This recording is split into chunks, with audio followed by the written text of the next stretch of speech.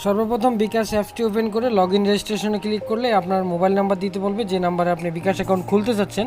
এই নাম্বারটি দেওয়ার পরে আপনি অপারেটর সিলেক্ট করে দিবেন। অপারেটর সিলেক্ট করার পর আপনার ফোনে একটি ওটিপি কোড আসবে। ওটিপি কোডটি এখানে অ্যালাউ করে দিলে অটোমেটিক বসে যাবে।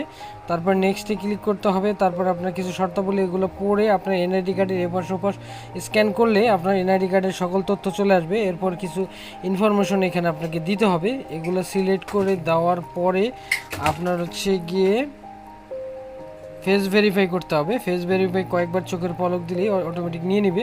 এরপরে আপনার পিন নাম্বারটি সেট করতে হবে। পিন নাম্বার সেট করার জন্য নতুন পিন সেট করলে কয়েকবার ক্লিক করলে আপনার ফোনে একটি ওটিপি আসবে। ওটিপিটি বসায় দেওয়ার পরে দুইবার পিন নাম্বার টাইপ করতে হবে। 5 সংখ্যার পিন নাম্বার দুইবার টাইপ করে নিশ্চিত করুন অপশনে ক্লিক করলে আপনার পিন নাম্বার দিয়ে লগ ইন করতে হবে। এই হয়ে গেল আপনার বিকাশ অ্যাকাউন্ট। এখন আপনি এই অ্যাকাউন্ট দিয়ে যে কোনো ধরনের বিকাশে লেনদেন করতে পারবেন।